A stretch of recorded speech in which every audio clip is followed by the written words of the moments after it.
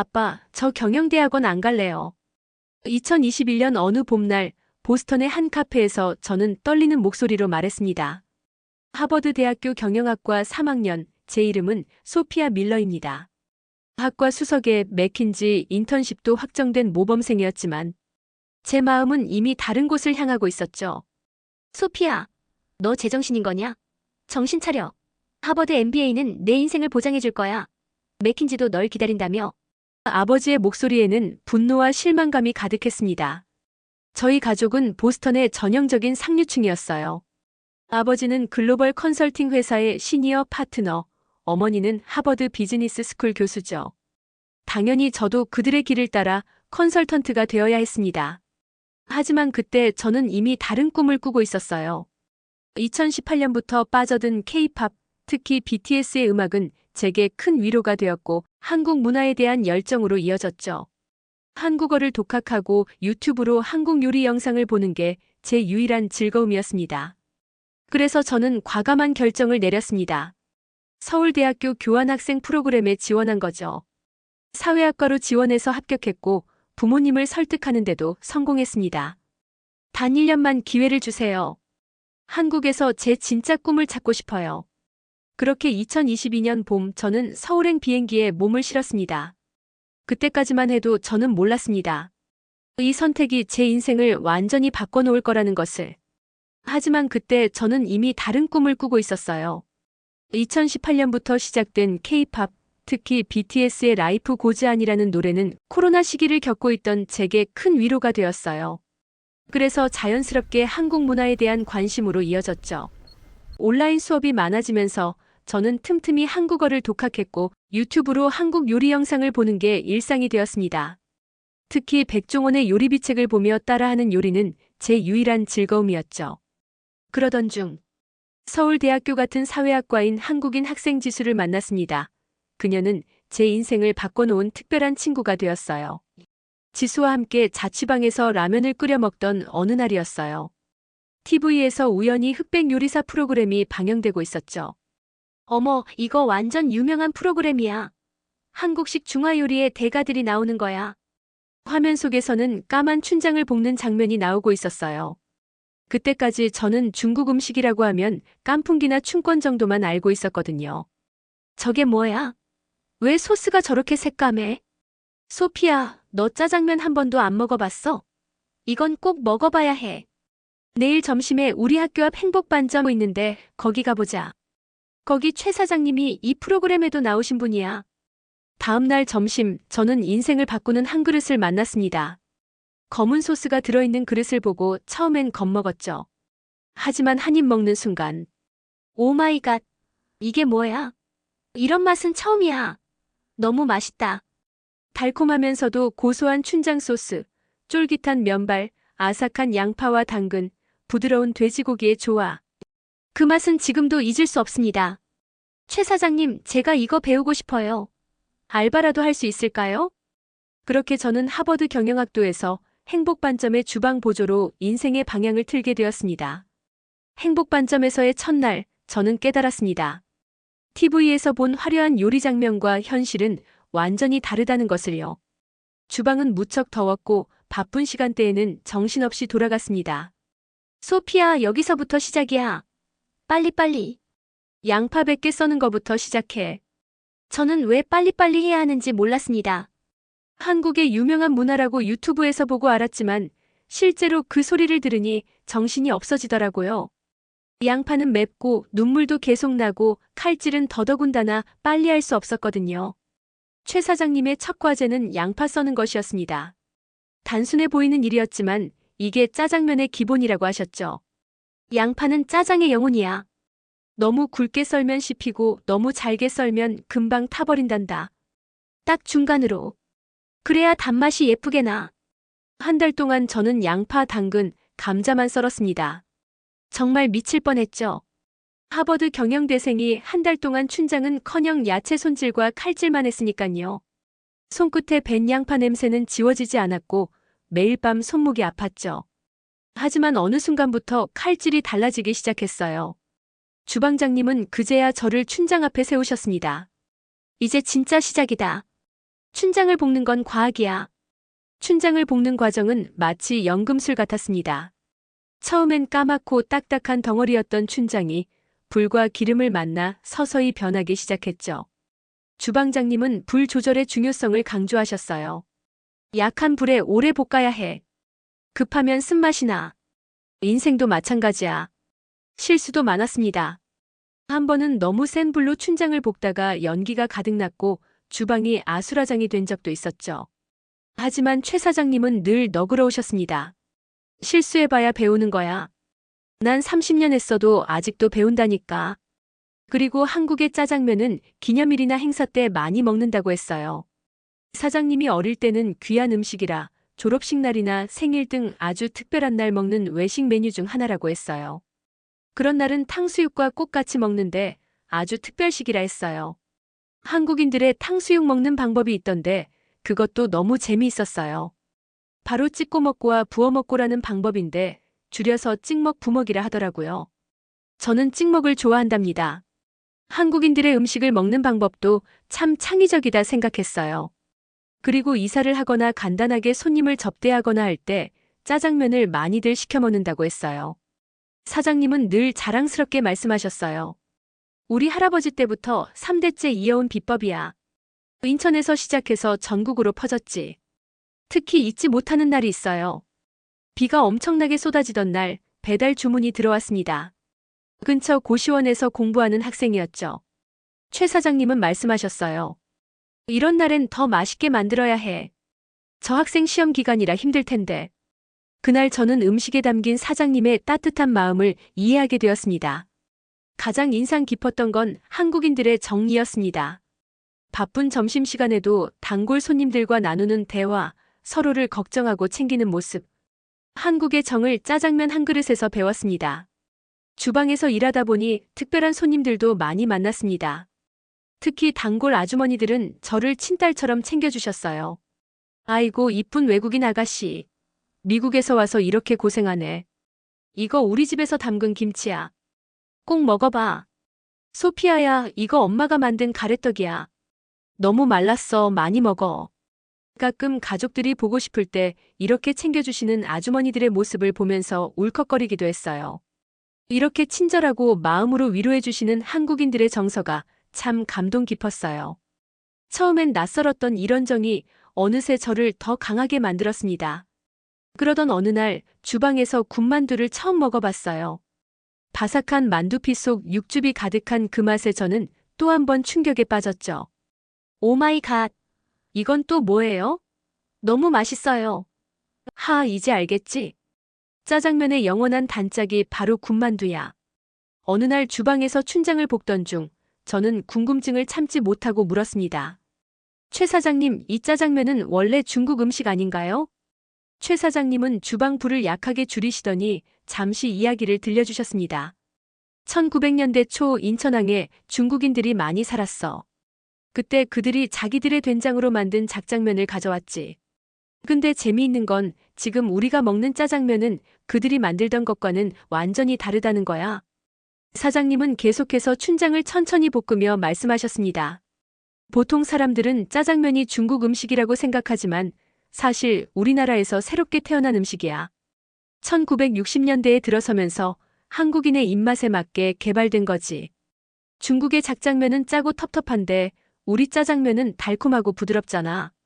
실제로 최 사장님이 보여주신 중국 정통 춘장은 제가 매일 쓰는 것과는 전혀 달랐습니다. 색도 다르고 향도 달랐죠. 한국 전쟁 이후에 이 짜장면이 전국으로 퍼졌어. 왜냐하면 서민들도 부담 없이 먹을 수 있는 영양 만점 음식이었거든. 특히 인천 차이나타운은 짜장면의 성지가 됐지. 지금도 그곳에 가면 3대, 4대째 이어오는 중화요리점들이 많아. 그제야 저는 이해했습니다. 제가 배우고 있는 이 요리가 단순한 음식이 아니라 한국의 현대사와 함께 발전해온 특별한 음식 문화라는 것을. 최 사장님은 늘 제게 말씀하셨습니다. 소피아, 넌 분명 특별한 일을 하게 될 거야. 내 눈빛을 보면 알아. 그때는 그 말씀이 무슨 의미인지 몰랐습니다. 하지만 곧 제 인생을 뒤흔들 놀라운 기회가 찾아올 줄은 상상도 못했죠. 3개월이 지날 무렵 저는 드디어 혼자서 짜장면을 만들 수 있게 되었어요. 첫 번째로 제가 만든 짜장면을 맛본 손님은 교환학생 친구였습니다.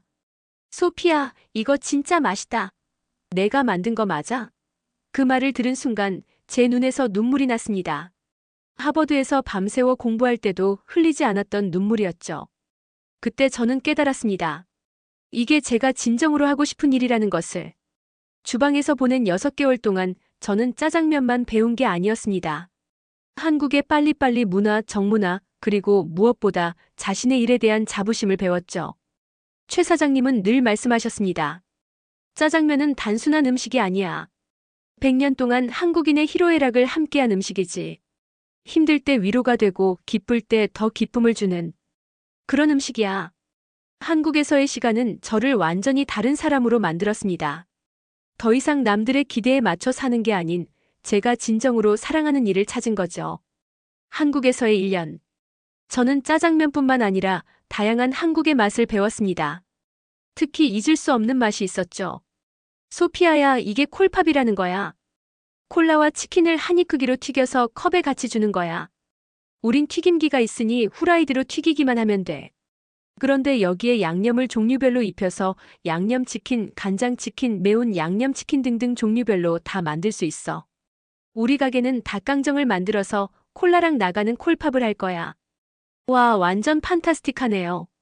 치킨의 양념 맛이 너무 맛있어요. 바사삭 튀김과 달콤매콤한 양념이 입에 한가득 들어오다니 이런 맛은 정말 충격적이네요. 거기에 콜라까지 곁들일 수 있으니 기름기의 느끼한 맛도 없애주고. 한국 사람들은 너무 머리가 좋은 것 같아요. 음식에 대한 창의성과 번뜩이는 아이디어가 굉장하네요. 저는 최 사장님께 물었어요. 사장님, 이런 맛이 세상에 있다니. 이것도 가르쳐 주실 수 있으신가요? 허허, 우리 소피아가 이제 한국 음식의 매력에 푹 빠졌구나. 저는 그렇게 퇴근 후면 지수와 함께 떡볶이 골목을 누비고 주말이면 동대문 야시장에서 다양한 길거리 음식을 맛보았죠. 그렇게 한국의 맛을 하나둘 배우면서 제 꿈은 더 구체적으로 변해갔습니다. 보스턴으로 돌아온 후 경영학 공부보다 한국에서 배운 짜장면과 코리안 BBQ 치킨 스타일로 음식점을 하고 싶어서 매일 꿈을 꾸었죠. 저는 현실의 벽에 부딪혔습니다. 부모님의 반대는 여전했고 제게는 자본금도 없었죠. 소피아, 내가 미쳤구나. 한국에 교환학생 다녀오더니 하버드 나와서 길거리 음식을 파는 식당을 하겠다고. 제발 한 번만 믿어주세요, 아빠. 처음부터 크게 시작하지 않을게요. 작은 누들바부터 시작할 거예요. 자식 이기는 부모 없다고 우리는 결국 타협점을 찾았습니다. MBA는 포기하는 대신 졸업 후 1년 동안 아버지의 법률사무소에서 일하기로 했죠. 저도 자본이 필요하니 월급을 모으고 밤에는 유튜브를 보며 한국 음식을 계속 연습하고 실력을 쌓아갔습니다. 1년 후 겨우 모은 돈으로 하버드 스퀘어 근처 오래된 라멘집 자리를 인수했습니다. 단 20평 남짓한 공간이었지만 제겐 꿈의 시작이었죠. 정든마을이라는 이름을 걸었습니다. 한국에서 느낀 그 정을 그대로 담고 싶었거든요. 짜장면을 메인으로 군만두와 콜팝 떡볶이 등 간단한 한식 메뉴를 함께 선보였죠. 주방 기구는 중고로 구했고 인테리어도 제가 직접 했습니다. 야간 MBA를 다니면서 가게를 운영하겠다는 계획이라면 반은 지원해주마. 아버지의 이런 제안은 큰 힘이 되었습니다. 처음에는 정말 힘들었습니다. 혼자서 장도 보고 음식도 하고 서빙도 했으니까요. 하지만 하버드 학생들 사이에서 입소문이 나기 시작했습니다. 이 짜장면 너무 특별해. 완전 중독성 있어. 특히 짜장면과 닭강정 콜팝의 조합이 대박이 났습니다. 하버드 학생들 사이에서는 시험 기간 필수 메뉴가 되었죠. 소피아의 짜장면을 먹어봤어? 완전 중독성 있어. 치킨은 진짜 미쳤어. 이런 맛은 처음이야. 한국식 중식이라고. 진짜 맛이다. 저는 맛도 중요했지만 한국에서처럼 따뜻한 곳을 만들고 싶었어요. 음식으로 위로가 되는 공간이요. 6개월이 지나자 가게는 늘 사람들로 북적였고 수익도 조금씩 늘어났습니다. 특히 주말 브런치 타임에는 1시간씩 웨이팅이 있을 정도였죠. 그러던 어느 날 보스턴 글로브의 음식 칼럼니스트가 찾아왔습니다. 이런 컨셉은 처음이에요. 한국 길거리 음식의 감성을 현대적으로 재해석하다니. 당신의 스토리를 듣고 싶습니다. 그 기사가 난 후 놀라운 일이 일어났습니다. 보스턴의 유명 레스토랑 그룹 대표가 찾아온 거예요. 소피아 씨, 당신의 음식에는 스토리가 있더군요. 단순한 맛이 아닌 그 이상의 무언가가 있어요. 처음엔 경계했습니다. 제가 그토록 지키고 싶었던 정든마을만의 정서가 사라질까봐 걱정됐거든요. 하지만 그분의 제안은 달랐습니다. 현재의 가게는 그대로 두고 새로운 프로젝트를 같이 하자는 거예요. 보스턴 시내에 프리미엄 한식당을 오픈하는 거죠. 고민 끝에 한국의 최 사장님께 전화를 드렸습니다. 사장님, 어떻게 하면 좋을까요? 소피아야, 내가 이룬 걸 더 많은 사람들과 나누는 게 어때? 그게 바로 정안이겠어? 그렇게 서울 노을이라는 두 번째 가게를 열게 되었습니다. 하지만 정든마을은 그대로 지켰죠. 이곳은 제 뿌리니까요. 지금도 매일 아침 이곳에서 춘장을 직접 볶고 손님들과 이야기를 나눕니다. 특히 자랑스러운 건 이제 정든마을이 보스턴 유학생들의 아지트가 되었다는 거예요. 소피아 언니, 여기 오면 진짜 한국 같아요. 시험 기간에는 무조건 소피아의 짜장면이죠. 최근에는 정든마을 2호점 오픈 제안도 들어오고 있습니다. 하지만 서두르고 싶지 않아요. 제가 한국에서 배운 가장 큰 가치는 정성이니까요. 언젠가는 이 맛을 전 세계에 알리고 싶어요. 하지만 그때도 지금처럼 따뜻한 마음으로요. 지금도 가끔 생각납니다. 한국에서 보낸 그 시간들, 최 사장님의 가르침, 길거리 떡볶이의 추억, 그리고 처음 만든 짜장면. 그리고 매일 아침 춘장 냄새를 맡으며 다짐합니다. 오늘도 정성껏, 더 맛있게, 더 따뜻하게. 저의 꿈을 이루게 해준 한국과 최 사장님께 깊은 감사의 인사를 드리며 사연을 보냅니다. 감사합니다. 시청자 여러분, 오늘의 이야기 정말 특별하지 않나요? 한 그릇의 짜장면이 이토록 특별한 인생의 이야기가 될 수 있다니. 정말 우리의 소중한 음식 문화가 이렇게 세계 속에서 새로운 감동을 만들어가고 있네요. 그리고 또 하나의 작은 반전을 들려드릴게요. 처음엔 소피아의 선택을 이해할 수 없었던 부모님이셨지만 이제는 가장 큰 응원자가 되셨다고 해요. 아버지는 법률사무소 회식 때마다 정든마을을 찾으시고 어머니는 주말마다 일찍 와서 홀서빙을 도와주신다고 합니다. 처음엔 못 믿었어요. 우리 딸이 주방에서 음식을 만든다는 게. 하지만 이제는 제가 잘못 생각했다는 걸 인정합니다. 소피아가 이렇게 행복해하는 모습은 처음 봐요. 소피아의 어머니 캐롤 밀러 여사의 말씀입니다. 가끔 아버지는 친구들에게 이렇게 자랑하신다고 하네요. 내 딸이 하버드 나와서 짜장면을 만들어. 근데 그게 웃기게도 하버드 MBA 나온 애들보다 더 돈을 많이 벌어.